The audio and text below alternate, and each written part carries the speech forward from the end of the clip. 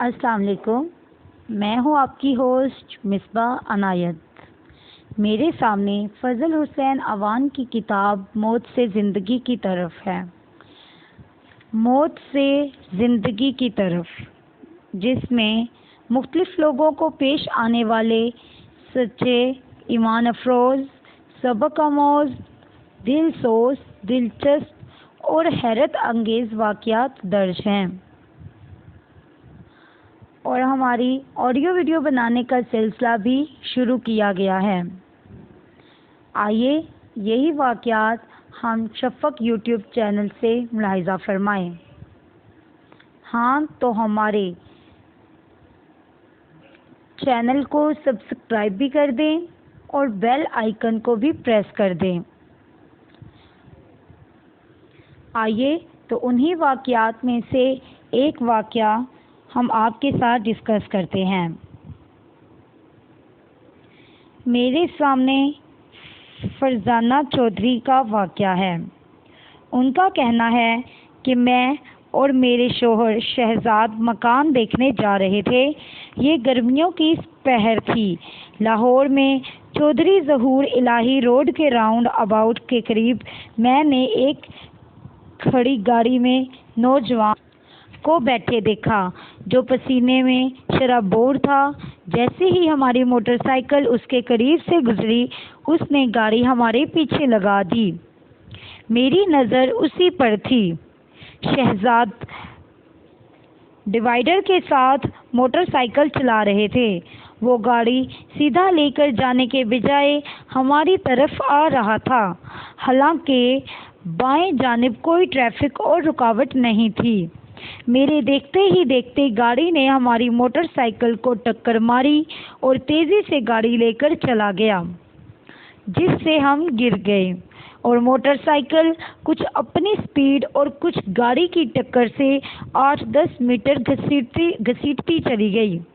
یہ صورتحال زیادہ پریشان کن نہیں تھی، مگر خوف اس وقت طاری ہوا جب بیک سائیڈ سے تیز رفتاری کار عین ہمارے اوپر آ کر رکی۔ موٹر سائیکل کا ایک حصہ اس کے بمپر کے نیچے تھا۔ اگر ہم گھسیٹتے ہوئے 10 میٹر آگے نہ جاتے تو یقیناً اس کار کے نیچے آ کر کچلے جاتے، جو عین ہمارے اوپر آ کر رکی تھی۔ ہم دونوں کو رگڑیں آئیں، جس کی مرہم پٹی کرائی۔ آج بھی جب کار کے بریکوں کی چڑچڑاہٹ تصور میں گونجتی ہے تو خوف کی وہی کیفیت طاری ہو جاتی ہے جو حادثے کے وقت تھی۔ ہمارے لیے ٹکر مارنے والے ڈرائیور کا رویہ معمہ بنا ہوا ہے۔ وہ شرابی تھا، پاگل تھا، یا کسی اور کے دھوکے میں ہم پر گاڑی چڑھا دی تھی۔ مئی 2012 کی بات ہے کہ میں اپنے شوہر محمد شہزاد، جو پیشے کے اعتبار سے فیشن فوٹوگرافر ہیں، ان کے ساتھ سابق صوبائی وزیر کامرس اینڈ انڈسٹری اور فیصل آباد چیمبر آف کامرس کے صدر اور معروف تاجر میاں شفیق کا فیملی انٹرویو کرنے فیصل آباد گئی۔ جس دن فیصل آباد پہنچی، اس رات کو چناب کلب میں معروف تاجر حاجی سکندر عمر نے ہمیں اور میاں شفیق کی فیملی کو ڈنر پر مدعو کیا ہوا تھا۔ ڈنر پر ملاقات ہوئی اور اگلے دن سپہر 3 بجے میاں شفیق کے فیملی انٹرویو کا وقت طے پایا۔ اگلے دن میاں شفیق کے گھر واقع پیپلز کالونی روانہ ہونے سے آدھ گھنٹہ قبل ان کے موبائل فون پر رابطہ کیا تو موبائل بند تھا۔ کئی بار فون پر رابطہ کیا مگر موبائل مسلسل ہی بند ملا۔ سوچا رات ان سے بات ہو چکی تھی، اتوار کا دن تھا، گھر پر ہی ہوں گے۔ سپہر 3 بجے ہم ان کے گھر کے گیٹ پر موجود تھے۔ گیٹ کا چھوٹا دروازہ تھوڑا سا کھلا ہوا تھا۔ کئی بار اطلاعی گھنٹی بجائی مگر گیٹ پر کوئی نہیں آیا۔ 5 منٹ گیٹ پر کھڑے ہو کر انتظار کیا، شاید اب کوئی گیٹ پر آ جائے، کیونکہ اتنا تو محسوس ہو رہا تھا کہ گھر میں لوگ ہیں۔ خیر، میں نے کھلے دروازے سے اندر دیکھا تو ایک دودھ کا بڑا ڈرم رکھا ہوا تھا، جس پر آدھا ڈھکن تھا۔ دودھ ناپنے والا برتن بھی پڑا تھا، مگر اس کو دیکھ کر لگ رہا تھا جیسے کوئی ادھورا چھوڑ کر جلدی میں گیا ہو۔ میں نے گیٹ کے اندر جائزہ لیا۔ گاڑی پورچ میں کھڑی تھی، مگر ایک سناٹا سا تھا۔ میں نے شہزاد کو بتایا اور کہا کہ واپس چلتے ہیں، کوئی اندر سے نہیں آ رہا۔ میں چھوٹے گیٹ سے باہر نکلنے ہی والی تھی کہ ایک شخص گھر کے پچھلے حصے سے زیر لب مسکراتا ہوا میری جانب آیا۔ میں نے اس سے میاں شفیق کے بارے میں پوچھا کہ وہ گھر پر ہیں، تو اس نے سر کو ہاں میں ہلایا۔ میں نے اس سے کہا گیٹ کا دروازہ کھولو، گاڑی اندر لانی ہے۔ اس نے گیٹ کھولا۔ ہم نے کار پورچ میں لگائی۔ شہزاد نے اپنا کیمرے والا بیگ گاڑی سے نکالا تو اس شخص نے، جس کو میں ملازم سمجھ رہی تھی، چپ کر کے پکڑ لیا اور ہمیں گھر کے داخلی دروازے کی طرف لے گیا۔ اس نے دروازہ کھول کر ہمیں اندر جانے کا راستہ دیا۔ جیسے ہی ہم دروازے سے داخل ہوئے تو دائیں جانب ڈرائنگ روم کے شیشے کے دروازے سے دیکھا کہ کچھ لوگ قالین پر لیٹے ہوئے ہیں۔ فوراً ذہن میں خیال آیا کہ میاں شفیق سیاسی شخصیت ہیں، ان کے ورکر ہوں گے، گرمی میں اے سی لگا کر سو رہے ہیں۔ اسی اثناء میں ایک آواز آئی، آپ ٹھیک وقت پر نہیں آئے۔ ہم نے دل میں کہا یہ کون بدتمیز ایسی بات کہہ رہا ہے۔ ہم نے مڑ کر دیکھا تو ایک نقاب پوش ہاتھ میں موزر تھامے کھڑا تھا۔ اس نے شہزاد سے کہا موبائل اور گاڑی کی چابی اور بٹوا دو۔ شہزاد نے ساری چیزیں نکال کر دے دیں۔ پھر ہمیں کہا چلیں، آپ بھی آ گئے۔ چند قدم آگے گئے تو آگے دروازہ تھا۔ اس میں داخل ہوئے تو ہم وہ منظر دیکھ کر دنگ رہ گئے۔ میاں شفیق کے دونوں ہاتھ پیچھے کی طرف باندھے ہوئے تھے۔ وہ ڈائننگ ٹیبل کی کرسی پر بیٹھے تھے، بے حد پریشان تھے۔ اس کمرے میں 15-20 لوگوں کو ڈاکوؤں نے یرغمال بنا رکھا تھا۔ میاں شفیق ہمیں دیکھ کر گمسم سے ہو گئے۔ یوں محسوس ہوا جیسے وہ ہمیں جانتے ہی نہیں ہیں۔ ڈرائنگ روم میں دودھ والا، چوکیدار، لاہور اور فیصل آباد سے آئے ان کے دوست بھی زیر زمین پر اوندھے منہ لیٹے ہوئے تھے۔ میں ڈائننگ ٹیبل کی ایک کرسی پر بیٹھ گئی۔ ایک ڈاکو موزر ہاتھ میں لیے زمین پر لیٹے لوگوں کے سر پر کھڑا تھا۔ ایک ڈاکو اندر باہر آ جا رہا تھا، ہینڈ فری کے ذریعے کسی سے فون پر بات کر رہا تھا۔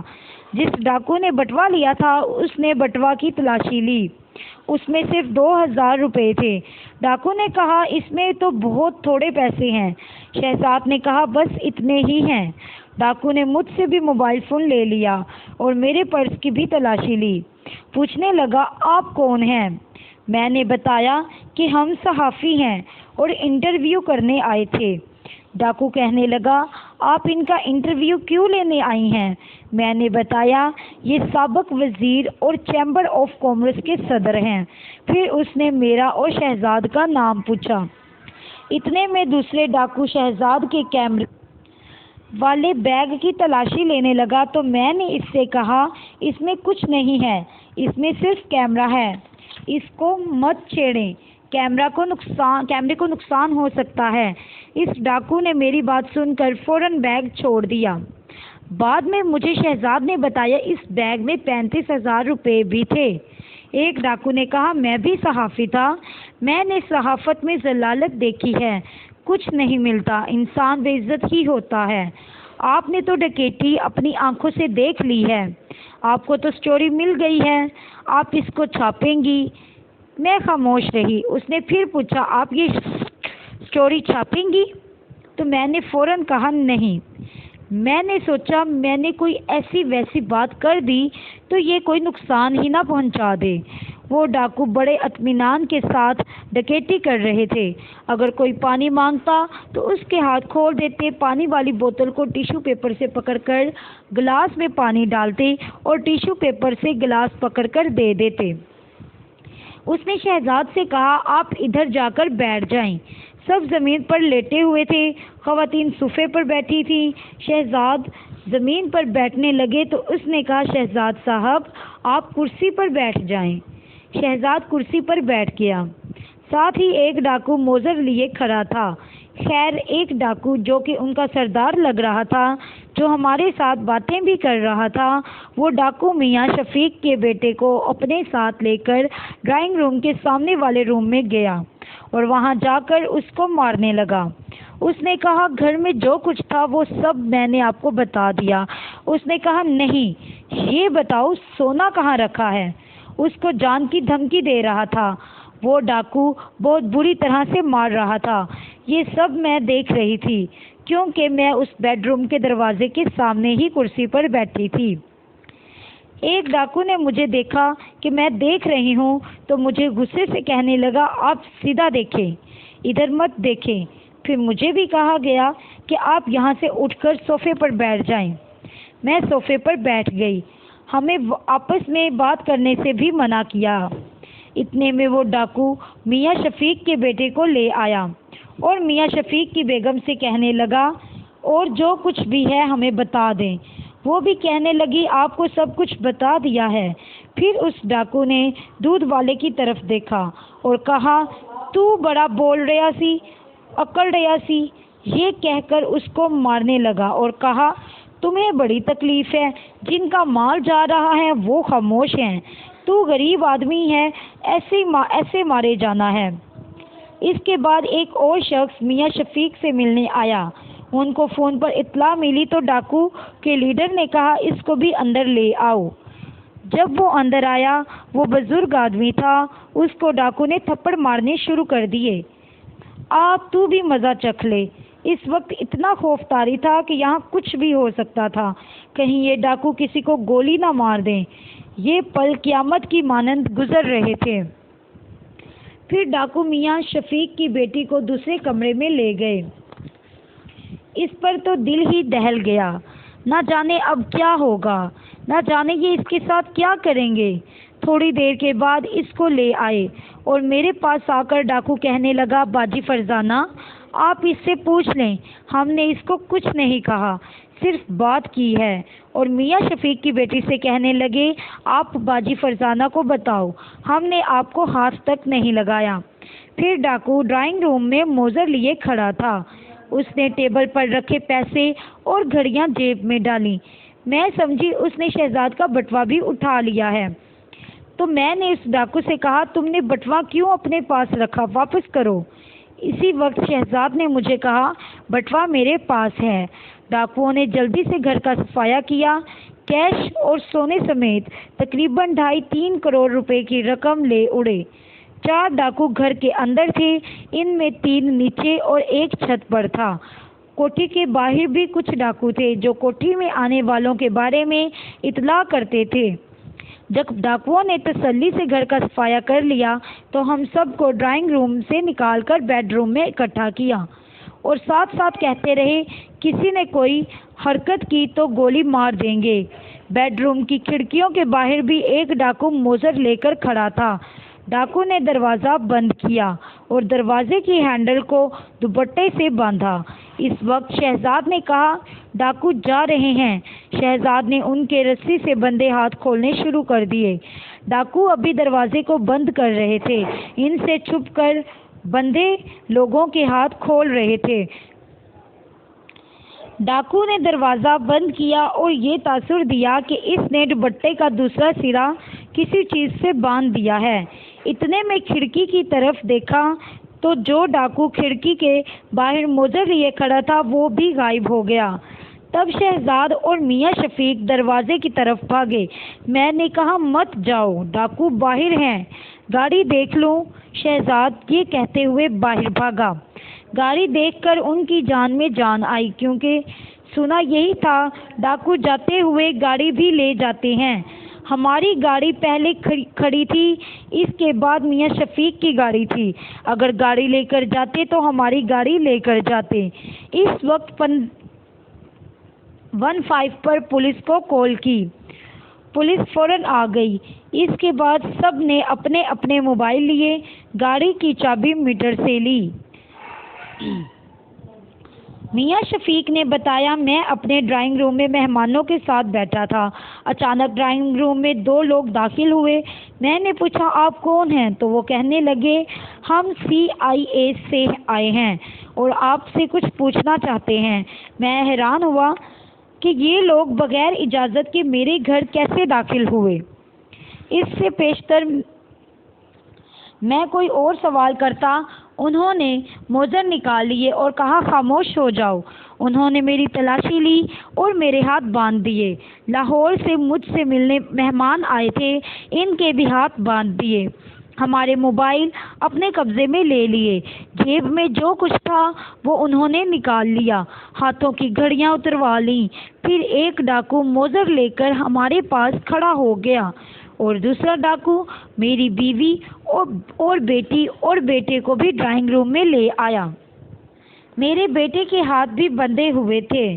फिर वो बारी बारी घर के तमाम लोगों को उनके कमरों से उनके हाथ बांधकर ड्राइंग रूम में ले आए।